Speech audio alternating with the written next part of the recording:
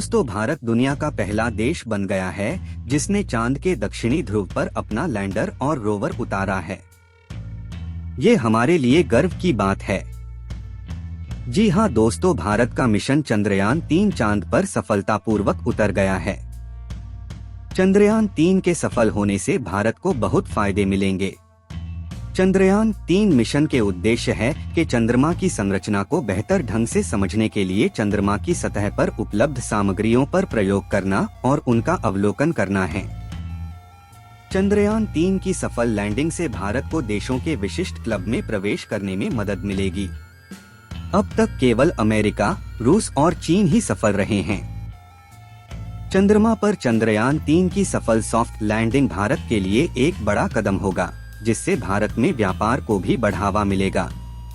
चंद्रयान-3 भारत के लिए चंद्रमा अर्थव्यवस्था का टिकट होगा, जो अरबों डॉलर की संभावनाओं वाला एक उभरता हुआ क्षेत्र है।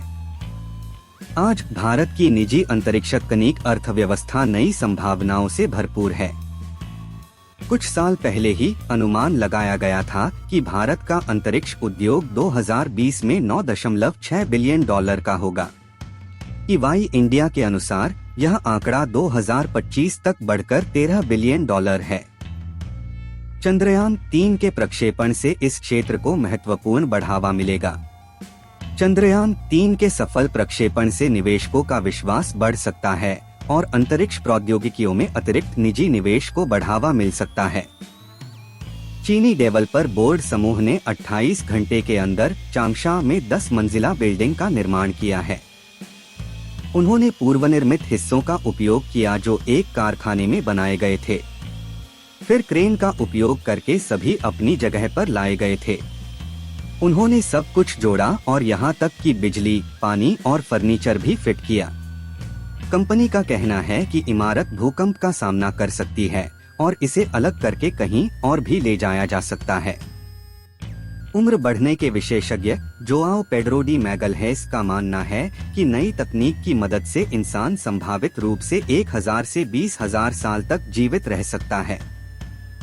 इस तकनीक को सेलुलर स्तर पर उम्र बढ़ने को खत्म करने, DNA की मरम्मत करने और उम्र बढ़ने की प्रक्रिया में भारी बदलाव के लिए कोशिकाओं को पुनः प्रोग्राम करने की आवश्यकता होगी।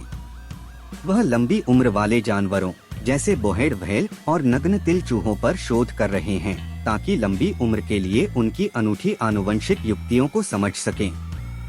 उनका मानना है कि अपने आनुवंशिक सॉफ्टवेयर को फिर से लिखकर और सेलुलर उम्र बढ़ने को रोकने का एक तरीका ढूंढकर हम एक दिन उम्र बढ़ने में देरी करने या उम्र को रिवर्स करके मूल्यवान सफलता प्राप्त कर सकते हैं और बहुत ही लंबा जीवन जी सकते हैं। अमेरिका कितना अमीर देश है, इस बात से पता लग सकता है कि वहाँ पर बहुत से अमीर लोगों को विश्वास नहीं होता कि वे कितने संपन्न हैं।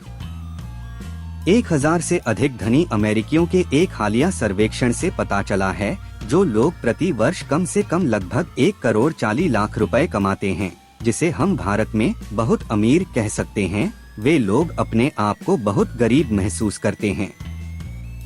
कई लोग अपनी वित्तीय स्थिति को बढ़ावा देने के लिए कम लागत वाले क्षेत्रों में जाने पर भी विचार कर रहे हैं। रोसन्ना रामोस नाम की एक महिला न्यूयॉर्क के ब्रोंक्स में रहती है। उसने एरेन कार्तल नाम के वर्चुअल पति से शादी की है, जो पूरी तरह से आर्टिफिशियल इंटेलिजेंस नियंत्रित है। उसने उसे रेप्लिका AI नामक एक ऑनलाइन सहयोगी साइट पर बनाया। ड्राइंग की प्रेरणा अटैक ऑन टाइटन के एक पात्र से ली गई थी। हालांकि उनकी शादी को कानूनी रूप से मान्यता नहीं मिली है, लेकिन यह रोसन्ना के एरेन के प्रति गहरे भावनात्मक संबंध और प्रतिबद्धता का प्रतीक है। ट्रेंटो के इटायन शहर में निवासियों के पास राजनेताओं को जवाबदेह ठहराने का एक अनूठा तरीका है। वहां के लोग उन्हें पिंजरे में रखकर और कुछ देर के लिए नदी में डुबो देते हैं। टोनका के नाम से जाना जाने वाला यह कार्यक्रम जून में आयोजित होने वाले शहर के वार्षिक समारोह का एक हिस्सा है, जहां हर साल जिन्होंने साल भर में देश के लिए कोई खास काम नहीं किया, उन राजनेताओं और स्थानीय मशहूर हस्तियों का सार्वजनिक रूप से उपहास उड़ाया जाता है। वायु प्रदूषण से लड़ने के लिए सर्बिया में तरल पेड़ों का उपयोग किया जाता है। बेलग्रेड ने वायु प्रदूषण से निपटने के साधन के रूप में सर्बिया का पहला शहरी फोटोबायोक्रिएटर लिक्विड 3 स्थापित किया है।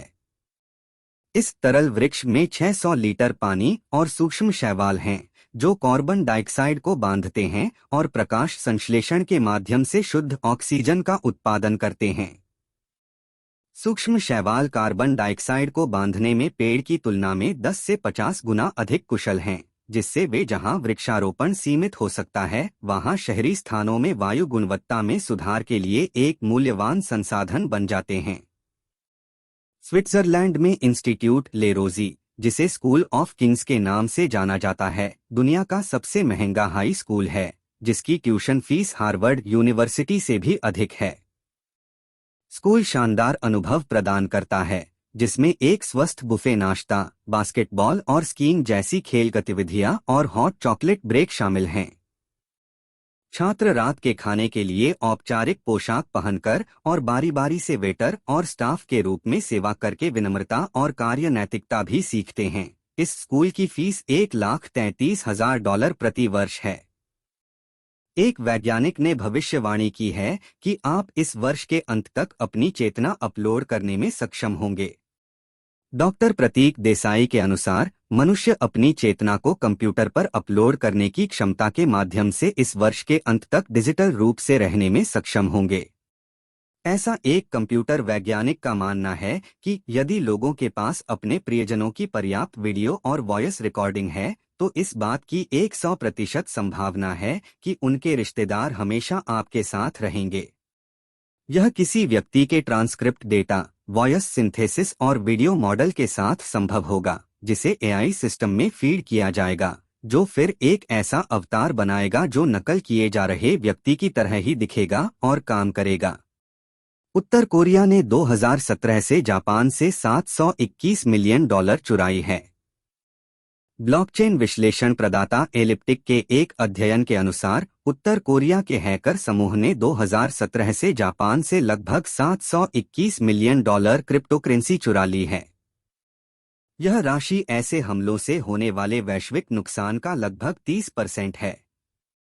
कुल मिलाकर उत्तर कोरिया ने 2017 और 2022 के बीच दुनिया भर के कारोबार से लगभग $2.3 बिलियन चुराई है, और इस काम को बंद करने का उनका कोई इरादा भी नहीं लगता।